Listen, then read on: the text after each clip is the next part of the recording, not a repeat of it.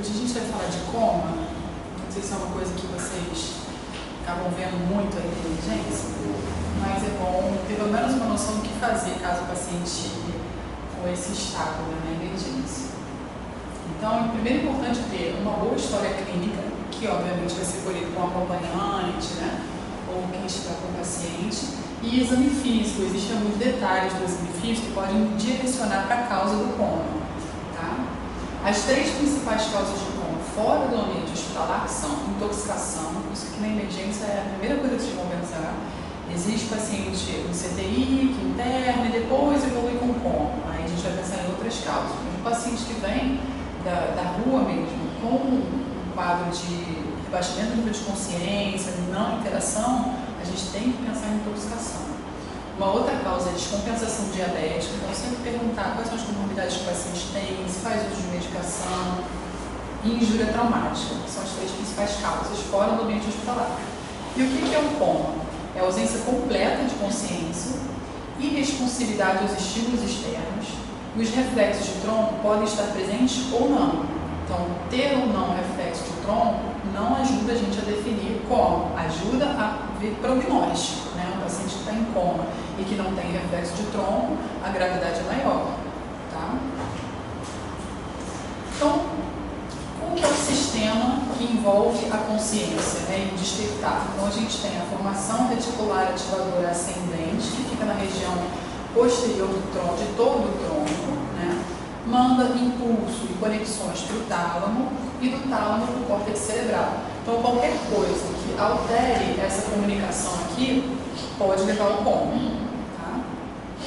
Então, a anatomia e neurofisiologia do coma envolve a interrupção das conexões entre a formação reticular ativadora ascendente, o tálamo e as regiões corticais. A formação reticular ativadora ascendente contém neurônios colinérgicos que se projetam para o tálamo e neurônios monoaminérgicos que se projetam para o tálamo, hipotálamo e regiões corticais. Então, essas regiões são importantes para manter o paciente acordado. Lesões no cúneo e pré-cúneo, que eu acho que vocês não devem lembrar, não são essas estruturas, eu vou mostrar para vocês, estão relacionadas ao estado minimamente consciente. Então, a gente vai ver mais para frente que o paciente que tem coma, ele pode ter algumas evoluções. Uma delas é para o estado mínimo de consciência. Então, lesões no cúneo e pré-cúneo, geralmente o paciente evolui para o estado mínimo de consciência. Lesões no giro singular anterior relacionam-se à abulia. Vocês sabem o que é abulia? Isso. Qual que é a diferença de abulia para anedonia? Na verdade, a definição é bem parecida. A anedonia é a perda de vontade. A abulia é a perda da iniciativa para fazer as coisas, entendeu? A anedonia é, por exemplo, o paciente gostava de jogar futebol. O paciente jovem gostava de jogar futebol, foi depressivo, perdeu a vontade de jogar futebol, perdeu a vontade de fazer coisas prazerosas. Isso é a anedonia. E a abulia é a perda de iniciativa para fazer a coisa, entendeu? Com lesões no giro singular. E a catatonia? Catatonia é outra história, né? Geralmente está relacionada com as depressões graves, em que o paciente não tem nem interação. É um critério diagnóstico extenso, o paciente tem ecolalia, fica repetindo a mesma coisa, tem ecopraxia, fica fazendo movimentos, sabe o Chaves, que ficava naquela posição assim? Então, como se fosse uma catatonia, né? Ele fica numa posição, você coloca o paciente numa posição desconfortável, ele fica ali. Por exemplo, geralmente a gente coloca assim, em cima da cabeça, o paciente segura ali. Então, tem critérios diferenciados, não é perda da vontade, é como se fosse um quadro depressivo gravíssimo, entendeu? É mais complexo do que uma simples anedonia ou uma simples abulia. Tá? Então, aqui para regiões do cúneo e pré-cúneo, são áreas do lobo parietal superior, envolve um pouco o lobo occipital, então essas lesões nessa região podem causar abulia. Aqui para vocês guardarem a imagem da formação reticular ativadora ascendente, está em todo o tronco, fazendo contato, tem conexões com o tálamo e o tálamo com o córtex cerebral. E aqui o giro cingulado, que a gente falou também. Então, qualquer alteração nessa via pode dar alterações de consciência. Então, o paciente pode ter distúrbios de excitação, ou seja, ele não consegue acordar, ele não consegue ser estimulado, ou ter alteração no conteúdo. Ele acorda, mas ele não entende, não consegue interpretar o meio, não consegue ter reações em relação ao meio. Vocês sabem qual é a diferença entre um paciente vigil e um paciente lúcido? A gente fala de Vigil é aquele que desperta. O lúcido, ele está no lúcido no tempo e espaço, fala as coisas coerentes. Isso. O paciente vigil está acordado, mas ele não consegue ter relação com o meio, não consegue interpretar os estímulos do meio. E o paciente que está lúcido, ele pode estar lúcido e desorientado? Pode. Pode. Ou seja, ele está vigil, está acordado, está lúcido, ele tem reação em relação ao meio, mas ele não tem informação, não sabe dar informações sobre ele. Então ele está vigil, lúcido e desorientado. Tá? Então, quais são os níveis de consciência? Sonolento, aquele paciente que está dormindo, você chega lá, acorda, chama ele acorda, conversa com você, se mantém acordado, uma fala coerente. Quando você sai, ele volta a dormir. O paciente está sonolento. O que é o paciente obnubilado?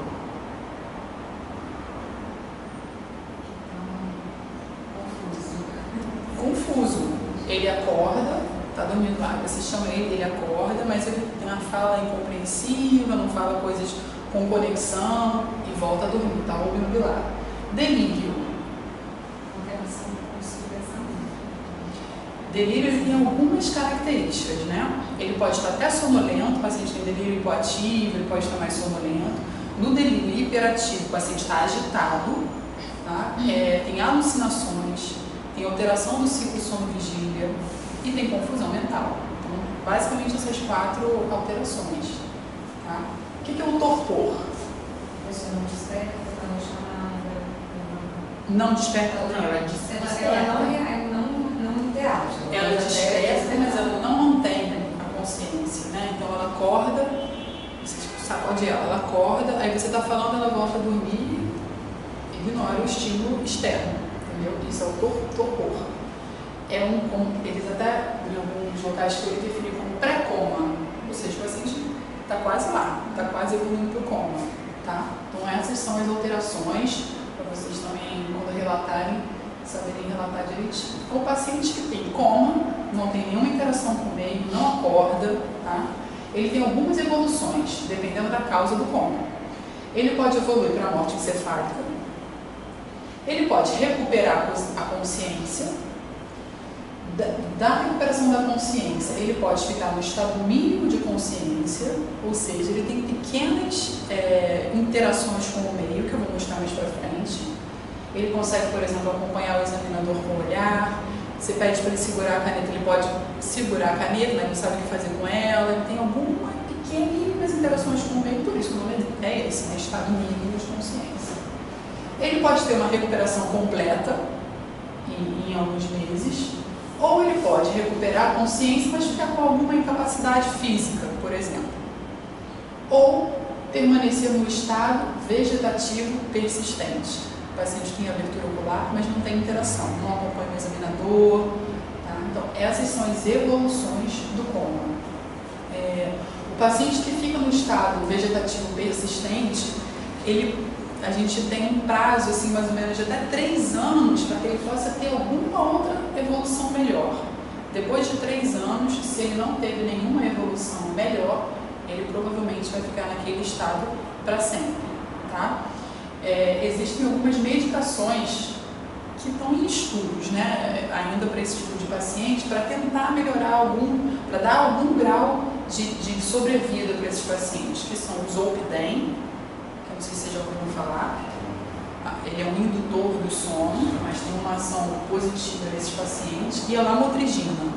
São medicações que são tentadas, ainda não tem uma comprovação científica, mas é comum usar para esse tipo de paciente, para tentar algum grau de melhora no estado de consciência desses pacientes. Oi? Não, Donarém é trazodona. O Zolpidem é o Stilnox ou o Lioran. Mas a outra é inicial. A lamotrigina? Lamotrigina tem Lamitor. A lamotrigina é um anticonvulsivante, né? A gente tem alguns estudos mostrando que tem boa resposta nesses pacientes. Tá? Então, como o paciente não responde nada, você faz estímulos externos dolorosos, verbais, ele não responde. O estado vegetativo persistente, ele pode abrir os olhos, mas não tem movimento, os movimentos oculares são sem intenção nenhuma, sem nenhum objetivo, tá? E não responde aos estímulos externos. O estado mínimo de consciência, o paciente tem um contato visual, mas ele não tem vontade, ele não tem iniciativa para fazer as coisas, ele pode até falar algumas palavras, mas sem sentido, e pode obedecer a alguns comandos, mas sem nenhum objetivo, tá? É o estado mínimo de consciência. O paciente pode estar em delírio, que é flutuação, nível de consciência, alteração do ciclo sono-vigília, e isso aqui a gente consegue reverter, dependendo da causa. Às vezes é um paciente com quadro demencial, que fez uma infecção, evolui para um quadro de delírio. E se você tratar a infecção, ele pode melhorar o delírio. Tá? Então, isso aqui é um estado que a gente consegue reverter. E aqui tem um mutismo acinético e a síndrome Locke-Pin, que geralmente está associada a lesões da ponte. Né, doutor Ricardo Tardelli? Mentira. E também, que acontece muito com vocês na emergência, é isso aqui. A irresponsibilidade psicogênica. O paciente que chega a perder a consciência. Aí você faz aquele teste da mão, né? Levanta o paciente e tenta soltar. Aí o paciente consegue não deixar a mão cair no rosto, a mão cai para o lado. Ou então, o paciente lá, perdeu a consciência. Aí você vai e tenta abrir os olhos. Você consegue ver que o paciente faz. Primeiro que o paciente, quando tem síncope, crise convulsiva, ele não cai de olho aberto. Desculpa, de olho fechado. Tá? O paciente que está de olho fechado, ele tem uma resposta motora ali. O paciente que tem síncope por crise convulsiva, ele cai com uma fenda palpebral um pouquinho aberta. Tá? Então, se ele está lá fechadinho, com o olho fechadinho, você já fica na dúvida quanto a ser ou não real isso. E aí você tenta abrir. Eu já até contei a história de uma paciente na emergência do São Lucas aqui, vou contar de novo. O paciente chegou, já tinha história psiquiátrica e estava tendo síncopes em casa de repetição. Aí, quando eu estava atendendo ela estava assim meio confusa, aí ela sincopou, estava na cadeira de rodas, aí é fácil sincopar. Sentadinha, ele fez assim. Aí eu já estava achando estranho a história, né, dela, cheguei perto dela e fiz assim. Quando eu fiz assim, foi muito engraçado. Primeiro que ela forçou, aí eu insisti, ela viu que eu estava insistindo, ela fez assim, abriu o olho. Acordou. Tirei da síncope. Reverti a síncope dela. Então, assim, o paciente nunca faz síncope por crise convulsiva de olho fechado, ele fica de olho aberto. Tá? E quando você, mesmo que a fenda fique um pouquinho mais fechada, se você tenta abrir, ele abre normalmente, ele não faz força para fechar.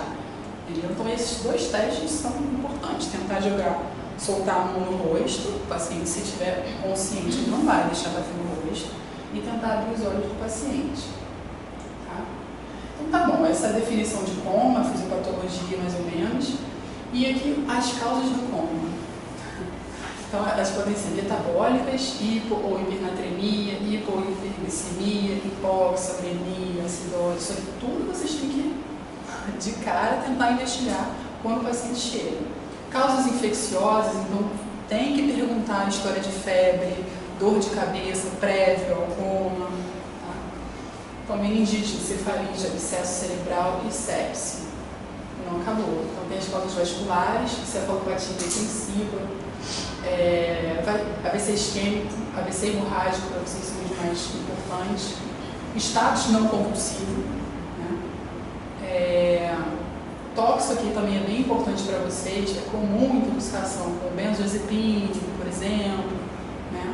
E aí o que a gente tenta quando a gente suspeita de intoxicação por benzodiazepina? Fumazenil. Só que o único cuidado que tem que ter com o fumazenil é em paciente que tem história de crise convulsiva.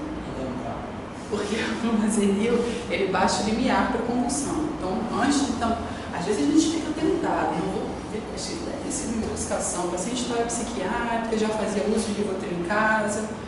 Aí você pode tentar o fumazenil perguntando antes se tem história de crise, senão você faz o fumazenil O paciente não acorda e tem crise. Então, pior ainda mais, confunde mais ainda a investigação. É o único cuidado que tem que ter. E lembrar que o flumazenil, a meia-vida do flumazenil, ela é mais curta do que a dos benzodiazepínicos. Então, você faz, o paciente acorda, mas ele volta a dormir. Isso não significa que você tem que ficar fazendo flumazenil toda hora, não. Significa que deve ser intoxicação, você tem que esperar sair o efeito da medicação. Se você ficar fazendo toda hora, pode baixar o linear. Tá? Antidepressivos tricíclicos, estrutural ou traumática, tumor, hidrocefalia, hematoma subdural, então faz parte da investigação do coma, faz um exame de imagem, tá? Tomografia, porque isso tudo aqui a gente consegue ver rapidamente na tomografia. Se a tomografia estiver normal, permanecer com coma e tiver condições de fazer uma ressonância, faz depois. Mas as causas principais e mais graves a gente consegue excluir com a própria tomografia. Trombose venosa central é mais comum do que a encefalite difusa. E aí você vai pensar, então o paciente chega com um quadro de coma, você já tem que imaginar mais ou menos as causas possíveis e questionar. Como fazer a anamnese do paciente em coma? Tem que ter um acompanhante por perto, tá? Para a gente poder colher uma história decente. Então tem que observar como e onde o paciente foi encontrado, se a perda de consciência foi abrupta ou não. Aqui como e onde, às vezes o paciente, levantei aqui embaixo, às vezes o paciente tem, quando é intoxicação, tem alguma substância próxima do paciente que ele fez uso, tá? Então tem que perguntar essas coisas. Se a perda de consciência foi abrupta, a gente vai pensar em causas vasculares, história de doença cardíaca ou vascular, hipertensão, que medicações o paciente faz uso e se o paciente apresentava cefaleia ou febre. São perguntas básicas que tem que fazer na anamnese. Do exame físico, avaliar os sinais vitais, então se o paciente tem hipotensão, tem história de febre, pode ter um quadro infeccioso, taquicardia, hipertensão, esse quadro de intoxicação, pode ter por antidepressivos tricíclicos. O padrão respiratório vai ajudar você a localizar, mas basicamente mostrar gravidade. Tá? Então, Chemistokes, que vocês já ouviram, Kussmaul, nos casos de uremia, cetoacidose diabética. Então, é importante ver o padrão para prognóstico, não que vocês tenham que saber exatamente o que cada um representa. Sinais, do exame físico, como esses dois sinais aqui. Como é que é o nome desse sinal aqui? E desse aqui? Esse aqui. Esse um é esse, o outro é outro. Isso significa o quê?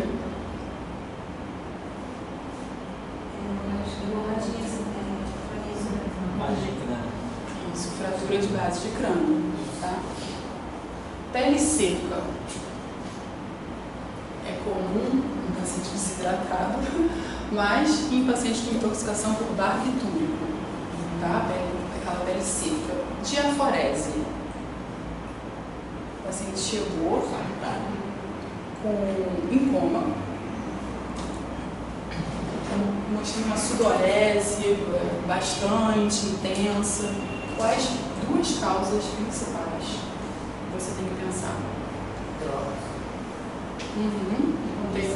Tem uma que uma intoxicação que classicamente pode dar alteração de frequência cardíaca, pode fazer miofasculação, diaforese, carbamato, hipersecreção brônquica. Isso aqui eu via direto mas era direto mesmo. Aqui chega muito, assim, desintoxicações de chuvinha, aqui clássica, como diaforese. Eu via muito, sabe onde? No carro de chapas. As pessoas Pô. adoravam se intoxicar lá por, sabe, chumbinho. Mas acho que aqui o pessoal toma pouco, só 3 bolinhas. Aqui é bastante benzodiazepina. Então vocês sempre têm que pensar. Não lembro a última vez que a gente precisou fazer a atropina aqui. Pô, eu ia perguntar para eles o que se faz. Mas aí é tudo fazer atropina. A questão do flumazenil, assim, é muito importante porque, assim, não tem tanto efeito colateral, não vai ser tão ruim para o paciente, caso não seja intoxicação por benzodiazepina, você fazer o flumazenil. Então é importante ter isso guardado. Se não tiver crise convulsiva, tenta o flumazenil. Hoje mesmo a gente fez isso lá no café. Paciente com história de HIV positivo, com história de febre, fez um ecocardiograma e tinha vegetação, endocardite, e a gente chegou hoje e ele estava sem interação nenhuma. Aí tomografou e tudo, e não tinha nada que justificasse, nada de estudo eletrolítico que justificasse. Aí tentou o fumazenil, deu uma leve acordada e depois voltou. Então provavelmente foi feito alguma coisa à noite lá para ele. Deve ter agitado, né? Normal. Olhei a prescrição, óbvio que não tinha ali, mas isso a gente sabe que acontece. E era isso, então pensar nisso, ter essa carta. Também às vezes é coma, na verdade, o paciente bem sonolento com abuso de opioides também. Principalmente paciente oncológico, no desespero, tomando 4 comprimidos de 30 de morfina. E aí o que você faz? Chega pra gente de intoxicação e insuficiência respiratória. E o que vocês vão tentar fazer? Chama o preceptor, lâmina amarela. E prescreve o quê? Naloxone. 0,4 miligramas. Isso aí, naloxone. Tá? Então, assim, a anamnese vai ajudar vocês em boa parte das coisas, tá? E qual é a escala de coma? Qual é a escala de coma que a gente usa, né? A escala de coma de Glasgow. Vocês sabem fazer? Você usa para todo coma? Você quer o seu trauma. Mas assim, na verdade, na teoria é para trauma, né? Mas a gente acaba usando como um critério até prognóstico, assim, do paciente. Só que essa escala... Mas você referencia isso para algum tipo de tomografia, estiver com Glasgow baixo de 15? Não, a gente é importante para a questão de intubação, né? Que a gente acaba fazendo mesmo sem ser trauma. Você não manda nada nesse caso clínico assim, não, né? Não. A questão é que essa escala foi estudada e foi visto que ela não tinha alguns sinais importantes de gravidade. E aí criaram essa escala aqui, que o nome é FOR, que inclui os reflexos de tronco, e o padrão respiratório, que são critérios prognósticos nos pacientes com coma. Tá? Essa escala a gente não decora, a gente cola mesmo, não, né? Porque tem muitas variáveis e é uma escala melhor do que a escala de coma de Glasgow. Tá?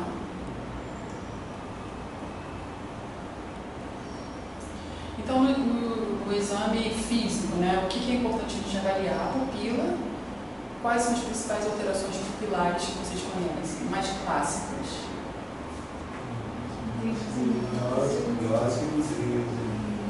Miose. Em que situação?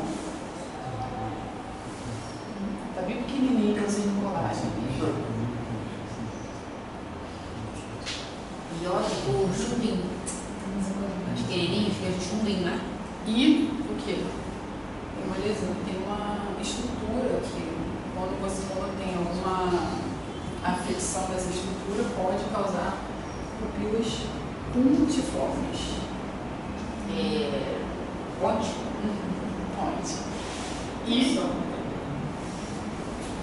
qual é o que eu não sei? Não, vou lá, é que eu não posso ficar. Menos interessante. É muito desenho complicado. Muito tempo que eu estudei isso. Essa que seria a puntiforme, né? E qual a outra que é a clássica também? Medrise. Essa aqui é medrise paralítica, de lesão mesencefálica. As outras é variável, né? Na verdade, a anisocoria, você tem que pensar em paciente com herniação. O paciente chegou em coma e tem anisocoria, você tem que pensar em herniação, sinal de gravidade. Tá? E as outras tem lesões, alterações metabólicas, aí não são tão específicas não. Essa figura eu já mostrei para vocês, né? Então são tipos de herniação cerebral. Vocês lembram de alguma?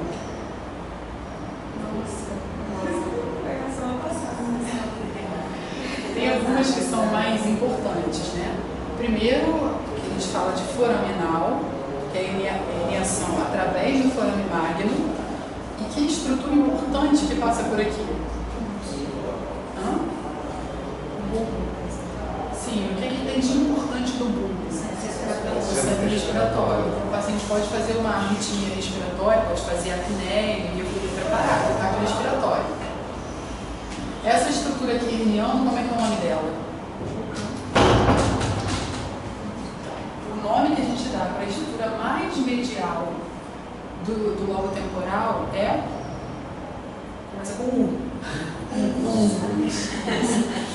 Hérnia de uncus, né? Então o que acontece? Aqui está herniando. Qual que é a clínica do exame físico de um paciente com herniação de uncus?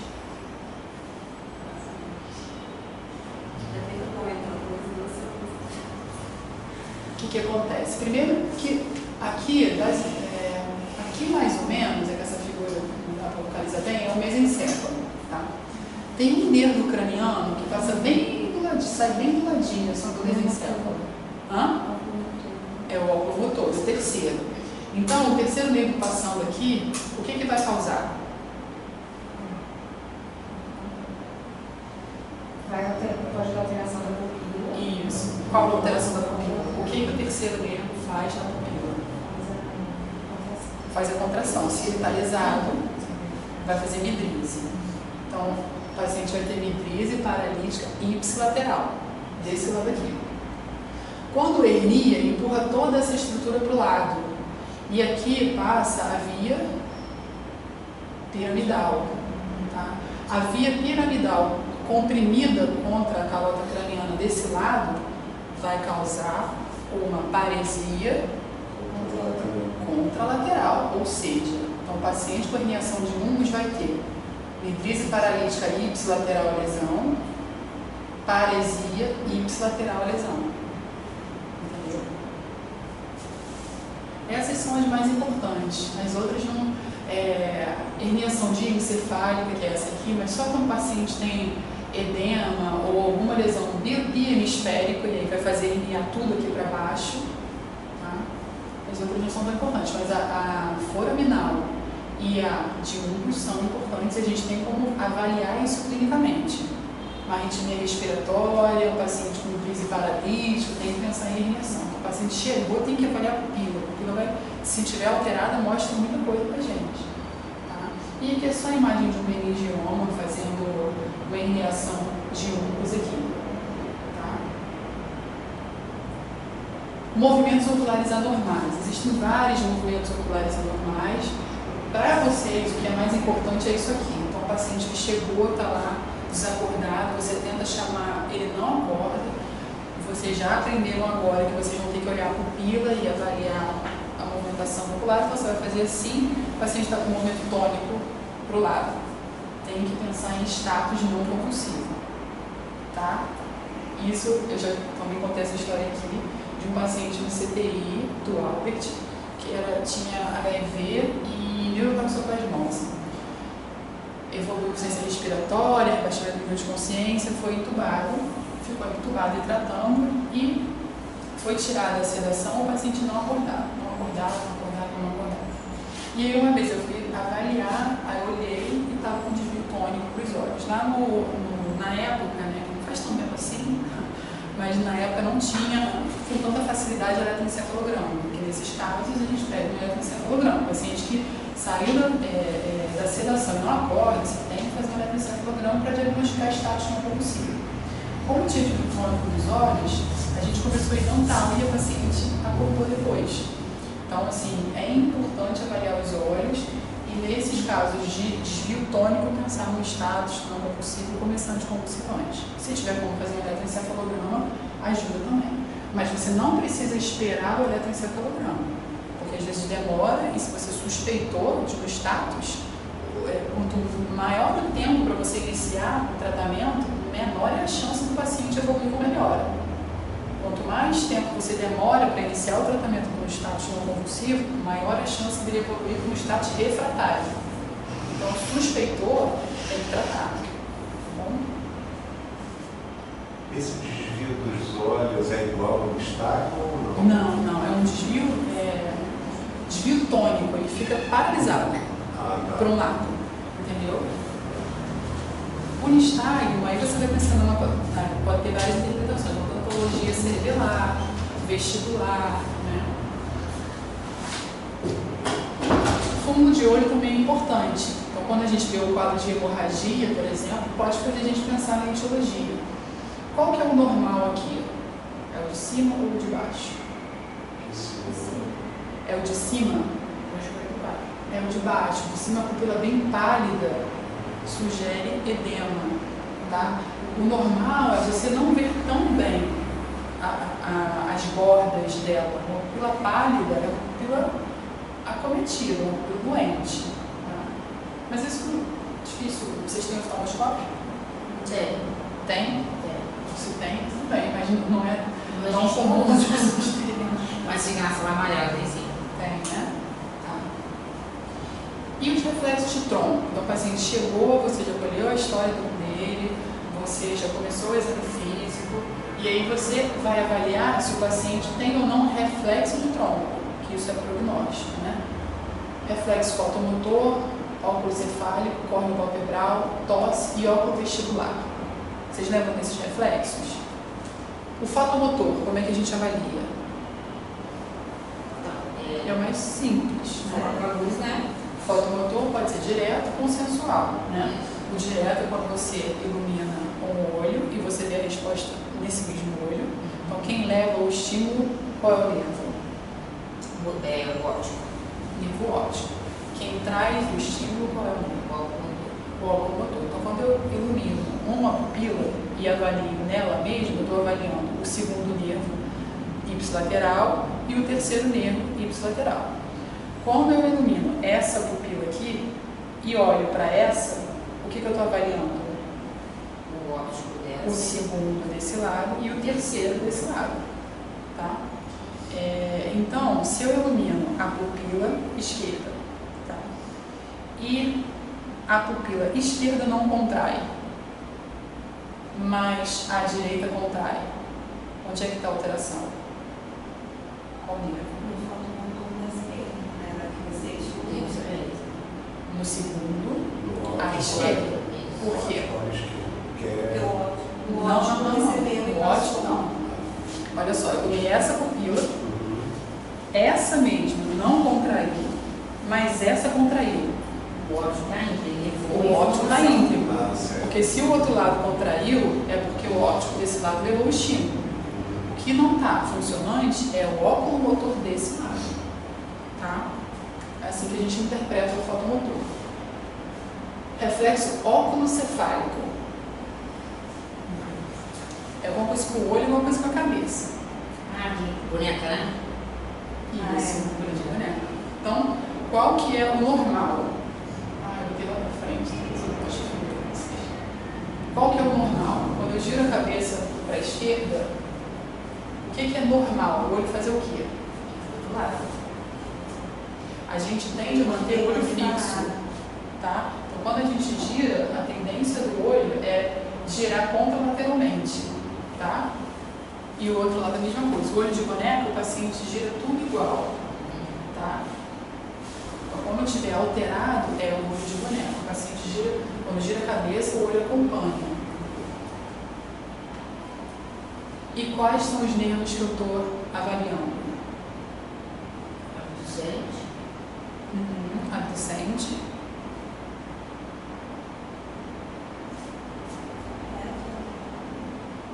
Os nervos, então é o sexto, o terceiro e quais mais? Qual mais, na verdade?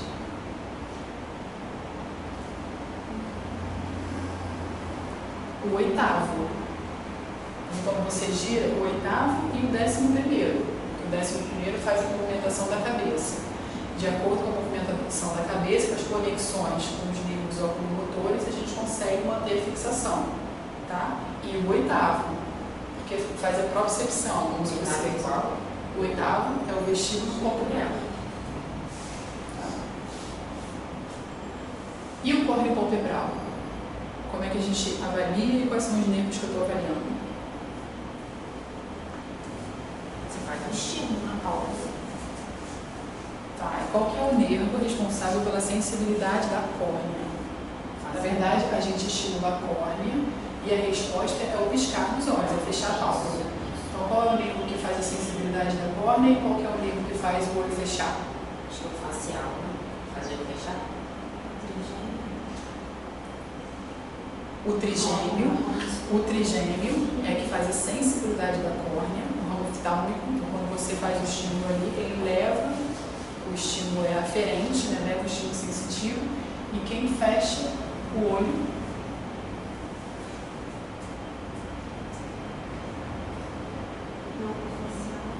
é o sétimo. O sétimo fecha o olho. O terceiro eleva a pálpebra. O terceiro nervo, ele inerva o músculo elevador da pálpebra. Então ele faz a pálpebra abrir. Quando você estimula e o olho tem que fechar, é o quinto que leva e o sétimo que traz o impulso. Reflexo da tosse, a gente consegue fazer mais quando o paciente está entubado, que a gente estimula o próprio tubo mesmo e o paciente tenta tossir. E o reflexo óculo-vestibular. Como é que é esse reflexo? Pode pingar o Isso, que a gente chama de prova de calor também. A gente só é prova de calor, mas a gente faz com água gelada, tá? A gente enche uma seringa, mais ou menos 50 ml de água próxima a 0 graus, o ideal é 4 graus, mas a gente geralmente não consegue essa temperatura, mas o mais fria possível, e você coloca no ouvido. E qual que é a resposta normal? É o paciente fazer, você induzir um nistagmo para o lado que você está estimulando. Tá? Vou tentar explicar para vocês o porquê disso, para vocês não gravarem. O que acontece? O nosso labirinto de cada lado empurra o corpo e os olhos, todas as estruturas, para o lado contralateral. Então, para a gente ficar normalzinho, o nosso labirinto à esquerda empurra para a direita, o labirinto da direita empurra para a esquerda. Quando você coloca a água bem gelada no ouvido, na membrana timpânica, você simula uma lesão do labirinto desse lado. Então, se você simula uma lesão do labirinto desse lado, esse não vai empurrar para a direita, mas o da direita vai empurrar para a esquerda. Então, você vai ver um nistagmo para a esquerda, para o lado onde você está estimulando. Então, é só vocês gravarem que vocês simulam uma lesão de labirinto quando faz isso. Tá? E quais são os nervos? O oitavo. E o terceiro. O terceiro e você vai fazer o seguinte. Tá? Então, tá bom. Você já avaliou os reflexos de tronco. Quais são os exames complementares que vocês vão fazer na emergência? Primeiro, o exame de imagem. Tá? Um hemograma, EAS e culturas. Aqueles reflexos de tronco são importantes para todos os quadros de coma? Sim. É importante fazer todos eles? Não necessariamente. Não necessariamente. Se você faz o fotomotor, que é o mais simplesinho de você fazer, e você não precisa fazer todos eles. Tá? Mas se você faz o fotomotor, não tem.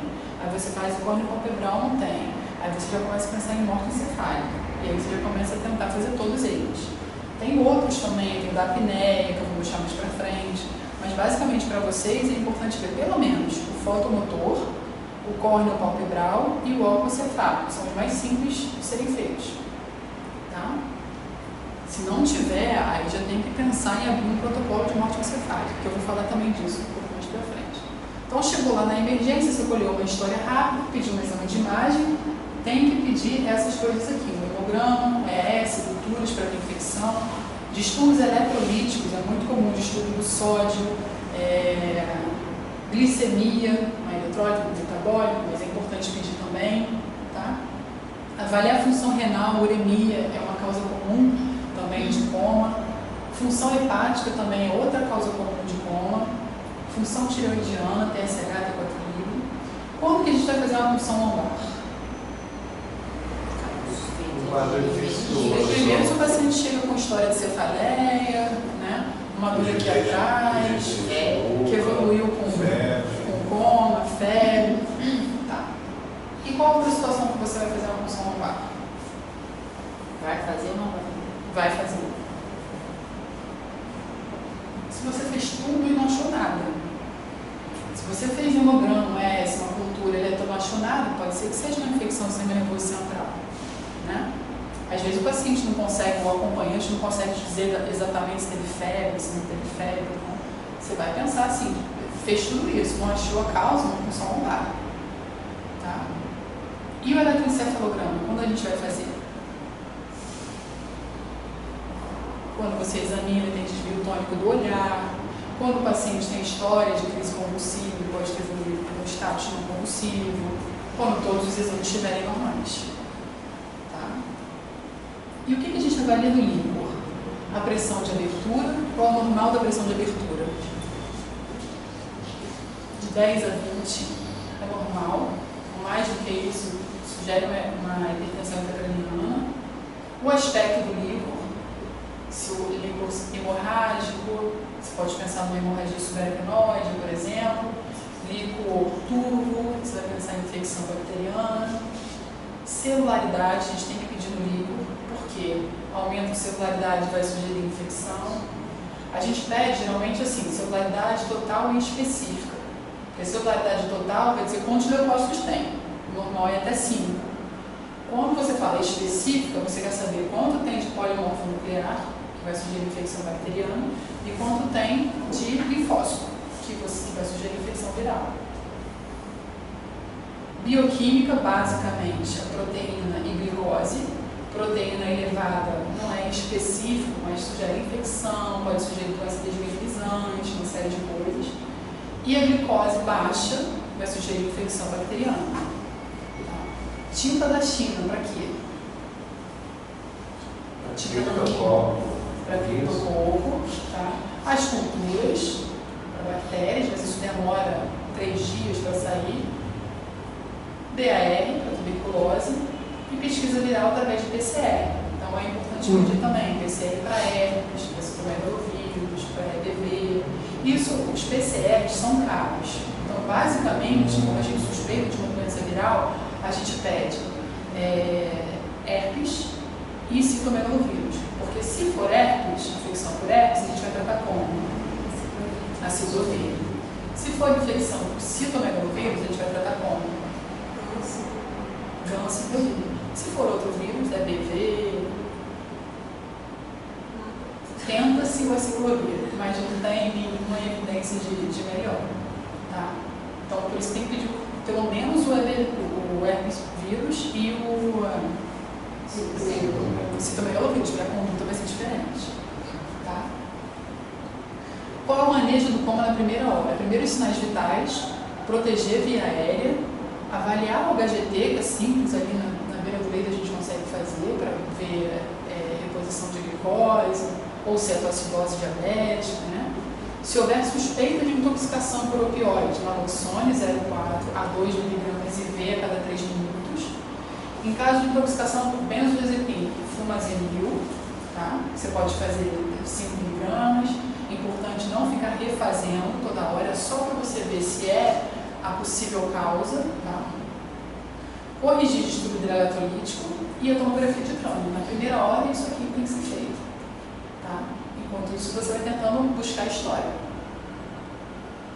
Se na tomografia aparecer hidrocefalia, que é aumento ventricular, tentar ventriculostomia para reduzir a pressão intracraniana.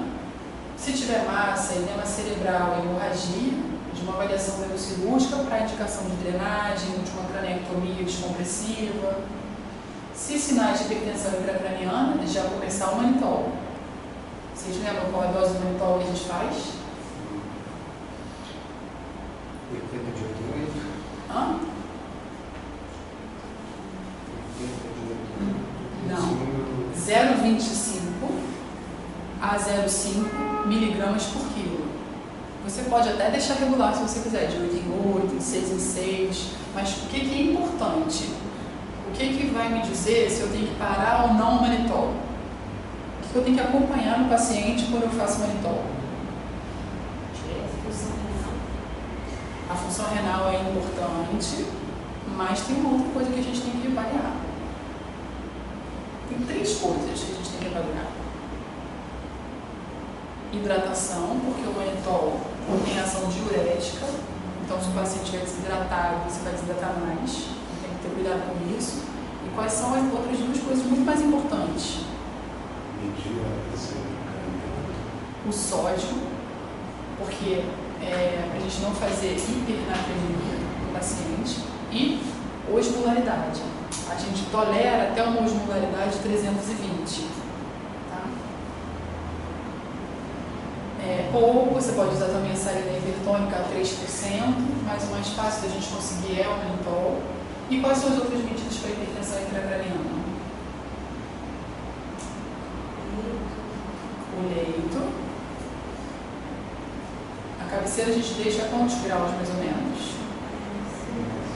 Isso. É porque assim, nos pacientes intubados, a conduta geral é você manter a cabeceira elevada mais de 45 graus, para evitar a pneumonia por broncoaspiração.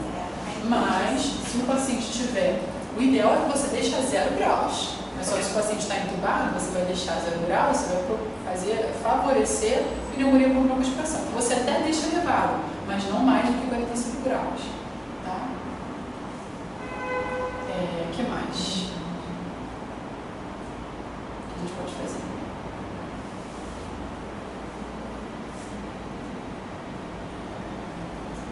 Drenagem do líquor, retirar o líquor. O que mais que a gente pode fazer? Em alguns casos, cranectomia descompressiva. O que mais que a gente pode fazer? Pode fazer nitrato? Nitrato? Não. Não?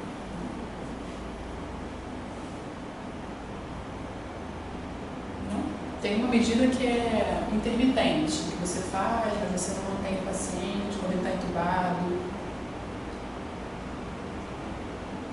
Hipercapnia, na verdade, você faz hiperventilação para lavar o CO2. O que mais que a gente faz?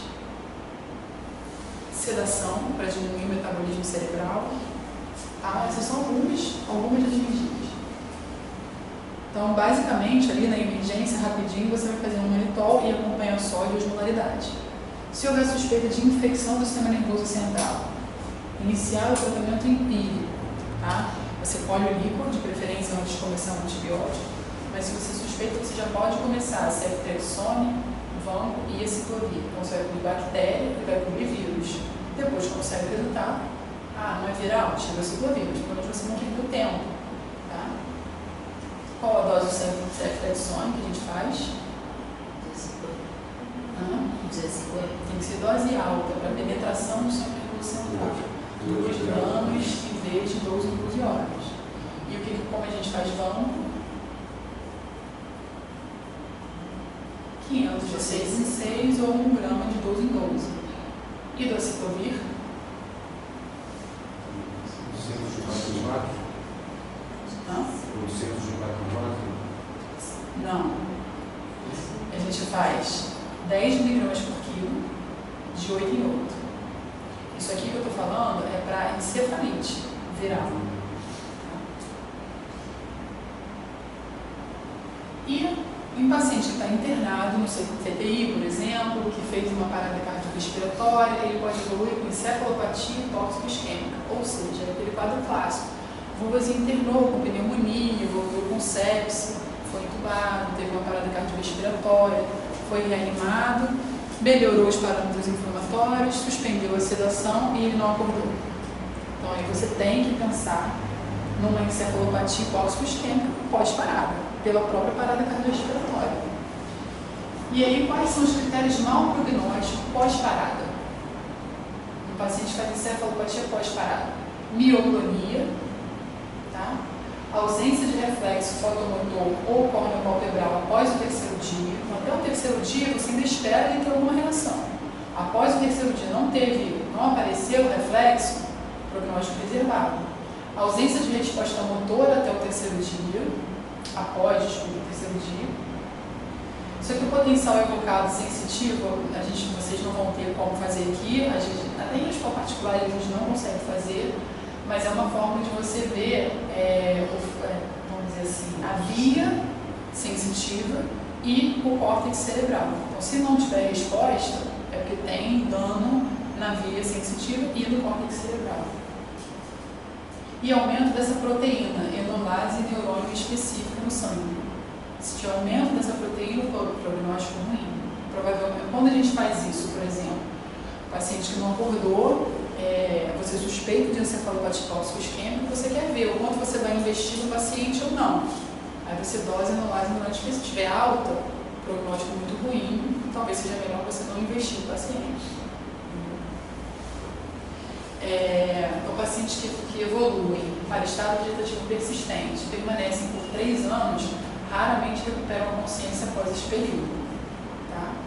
Medicações que podem ser tentadas no estado mínimo de consciência, o zolpidem, a lamotrigina e a bromocriptina. Esses aqui são mais fáceis de a gente conseguir. Tá? No paciente que tem encefalopatia tóxico-isquêmica também, o que acontece muito é esse robozinho aí, evolui para parada, não acordou, exames básicos que a gente faz na tomografia, um eletroencefalograma. Tá? Qual que é a alteração que a gente pode encontrar num paciente com encefalopatia tóxico-isquêmica pós-parada na tomografia?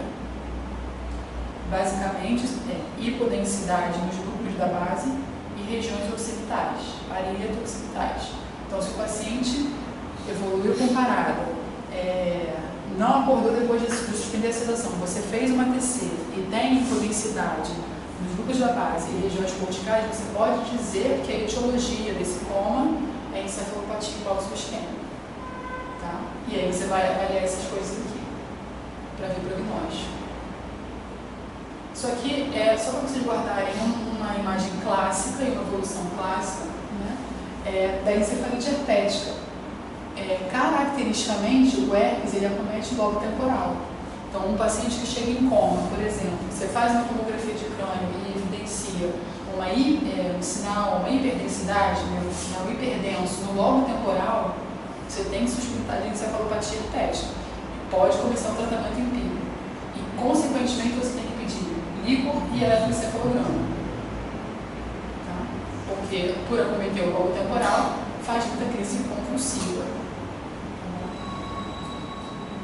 Aí você está no CTI, você não saiu da emergência, cansou de ficar no Pachamai, você foi para o CTI.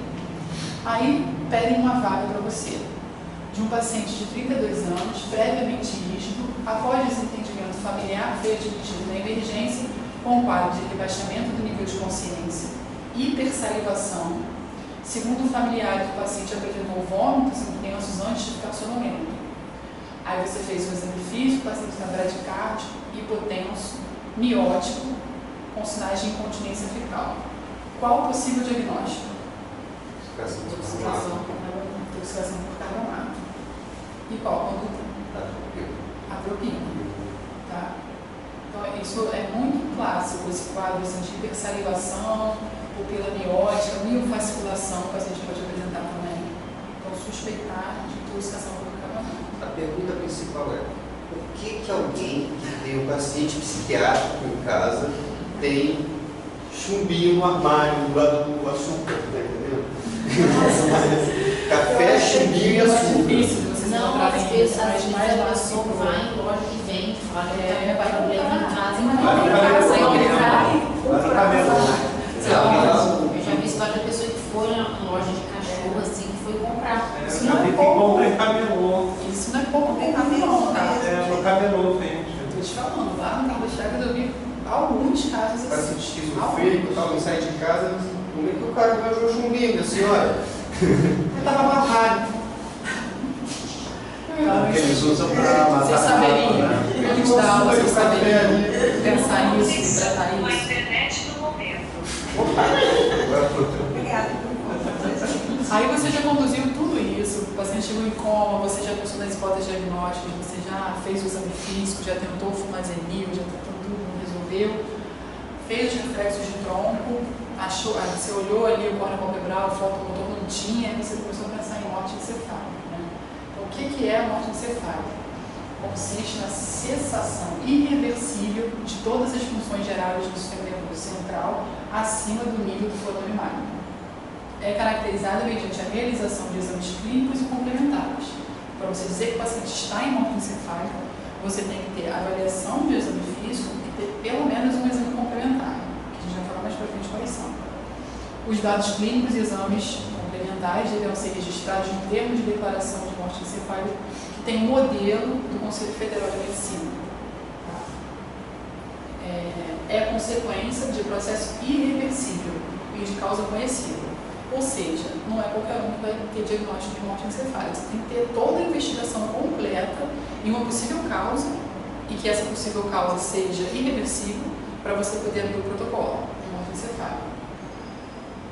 Os exames complementares, eles devem demonstrar de forma inequívoca a ausência de atividade elétrica cerebral, a ausência de atividade metabólica cerebral, a ausência de perfusão sanguínea cerebral. Ou seja, quais são os exames que a gente pode realizar para fechar o diagnóstico de morte encefálica? Eletroencefalo, que é o mais rápido da gente conseguir. O quê? Doppler transcraniano, que vai avaliar isso aqui, também a perfusão cerebral, sanguínea cerebral. Não, descer com caixa?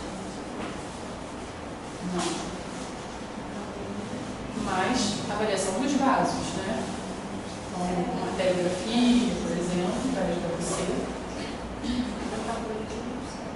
Metabolismo como? Muito difícil da gente conseguir isso, mas um PET que vê glicose, captação de glicose no exame de imagem. O que a gente mais consegue fazer é o eletroencefalograma. O intervalo mínimo entre as duas avaliações clínicas são, então o paciente tem que ter duas avaliações clínicas e um exame complementar. E geralmente a gente faz o eletroencefalograma. Para a gente, o mais importante é isso aqui. Nos adultos, né, ou maiores de 2 anos, 6 horas entre a primeira e a segunda avaliação. Tá? Agora, algumas perguntinhas que surgem de dúvida. Quem poderá fazer as avaliações clínicas?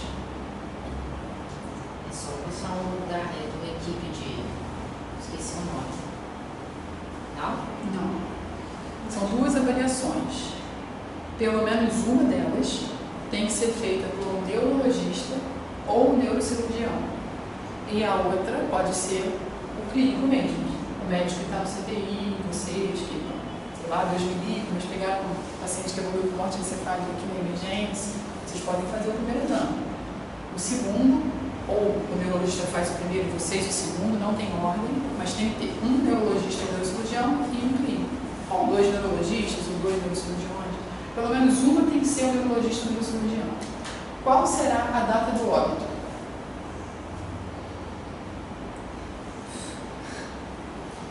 A data do óbito é a hora do óbito é a hora da última avaliação. Então, por exemplo, fez a primeira avaliação clínica, fez o eletroencefalograma e depois deu 6 horas, fez a segunda, 6 horas de intervalo, fez a segunda. A data do óbito é a data da segunda avaliação. Ou então, fez a primeira avaliação, fez a segunda avaliação e só conseguiu fazer o eletroencefalograma depois. Aí o eletroencefalograma mostrou um traçado isoelétrico. A hora do óbito é a hora do eletroencefalo. Entendeu? Então é sempre da última avaliação. E não tem ordem. O eletroencefalo tem que ser feito entre as 2 avaliações? Não necessariamente. Pode ser feito depois. Tá?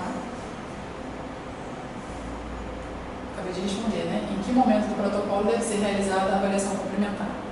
Não tem um momento exato. Pode ser entre as 2 avaliações, pode ser depois. Quais exames complementares podem ser realizados? A gente já falou. Então, quais são as principais causas de morte encefálica? TCE, 60% dos casos, AVC, tumores cerebrais, anóxia e intoxicação exógena. Quando deve ser aberto o protocolo de morte encefálica? Quando a causa do coma for conhecida, você tem que ter investigado o paciente até para você ver se é alguma coisa reversível que você possa fazer. A ausência de distúrbios hidroeletrolíticos e ácido base, porque são causas reversíveis, tem que tratar e reverter. A ausência de hipotermia, que pode confundir a sua avaliação. A ausência de hipotensão, a ausência de intoxicação exógena ou uso de drogas sedativas. Então, quando você vai avaliar um paciente que esteve sedado e você suspeita de morte encefálica, ele fica pelo menos 24 horas sem sedação. Tá?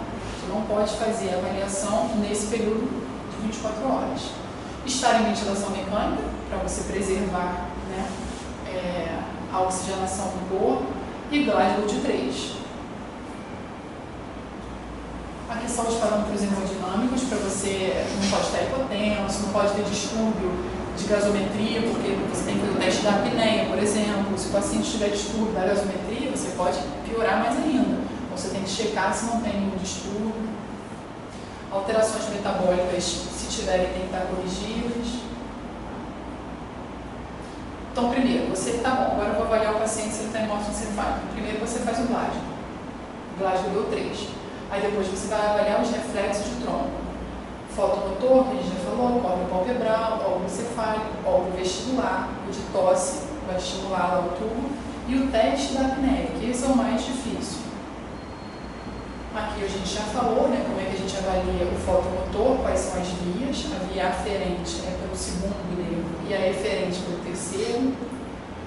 O córneo palpebral, a via aferente é o quinto e a via eferente é o sétimo. Aqui o óvulo cefálico, a mostrada que a gente gira a cabeça para um lado e os olhos para o outro lado. E o teste da apneia. Esse é o que as pessoas mais têm medo de fazer, mas na verdade não é para ter. Porque se o paciente, você já fez todos os outros, fotomotor, córneo palpebral, óculo cefálico, óculo vestibular, de tosse, o paciente não tinha nenhum. Pô, será que ele vai ter aquilo da apneia? Provavelmente não. Então não é para ter tanto medo de fazer esse teste, não. A gente sempre deixa por último, porque é o teste mais complicadinho de se fazer, e não precisa ter medo de fazer, só fazer o passo a passo direitinho. Então qual é o pré-requisito? Não ter hipotermia, porque isso vai atrapalhar a sua avaliação. Não ter hipotensão, porque durante o teste você pode fazer o paciente ficar mais hipotenso, né? Ou ele não responder porque está hipotenso. Então tem que ver se ele tratar a hipotensão. O paciente tem que estar monitorizado, porque ele pode fazer arritmia, tá? A saturação pode cair.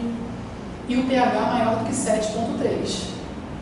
Então, como é que é a avaliação? Primeiro, você deixa o paciente oxigenado com FiO2 de 10% por 10 minutos. Então, você coloca lá a FiO2 no máximo e deixa ele por 10 minutos contados.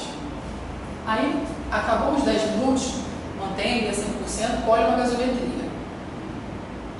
O PO2 na gasometria tem que estar acima de 200, para você garantir que não foi por falta de oxigênio. Tá? Você manteve o oxigênio do paciente. Quando você quer avaliar o tronco, a gente sabe que o tronco ele é sensível ao CO2. Tá? Então, o que a gente vai avaliar é o CO2.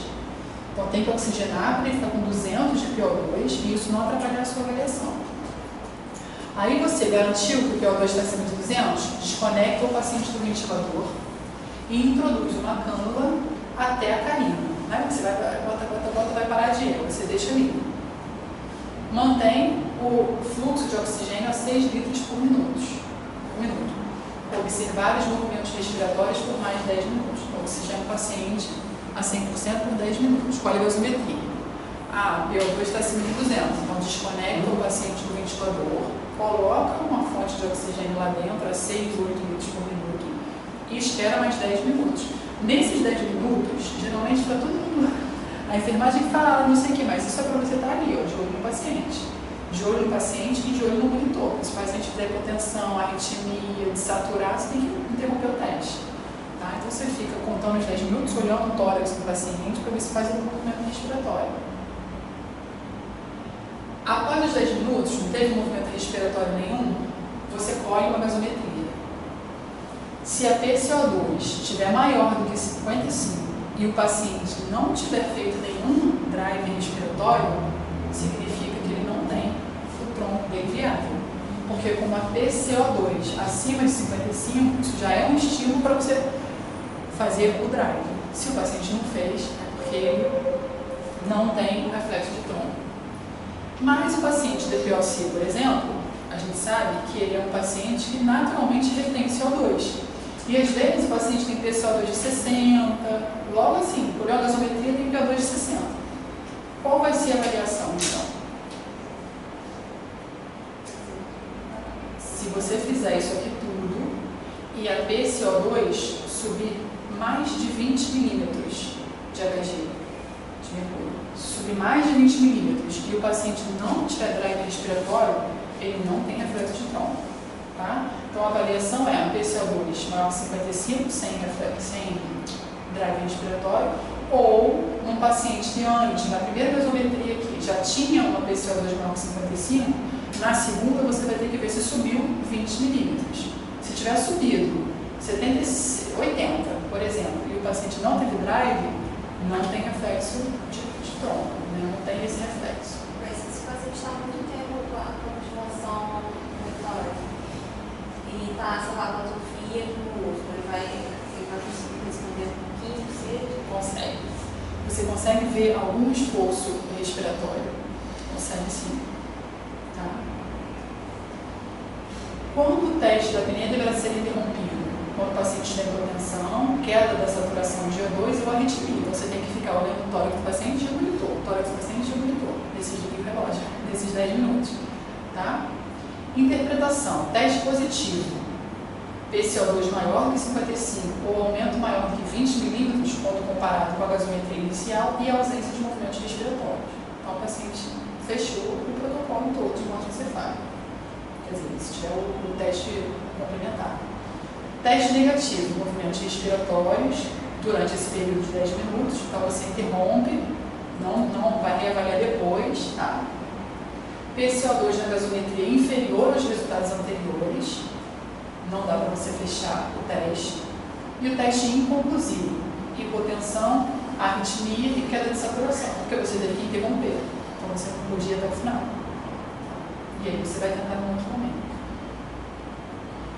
E aqui, para terminar essa resolução aqui do Conselho Federal de Medicina, é legal e ética a suspensão dos procedimentos de suporte e terapêuticos quando determinada a morte encefálica em não doador de órgãos, tecidos e partes do corpo humano para fins de transplante nos termos dispostos na resolução. Então, o que isso significa? Pode desligar os aparelhos. O paciente não vai doar, a família não vai doar, pode desligar. É legal e ética a suspensão dos procedimentos de suporte. Entendeu? Vamos dizer, não, vai doar. Aí o que você faz? Todo hospital ele tem um centro de transplantes de órgão. Então você tem que contactar esse centro, ver qual é o hospital, contactar. E aí eles fazem uma série de medidas, hormônio tireoidiano, vasopressina, uma série de medidas para manter os órgãos. Acompanham algumas alterações metabólicas, aí eles conduzem, entendeu?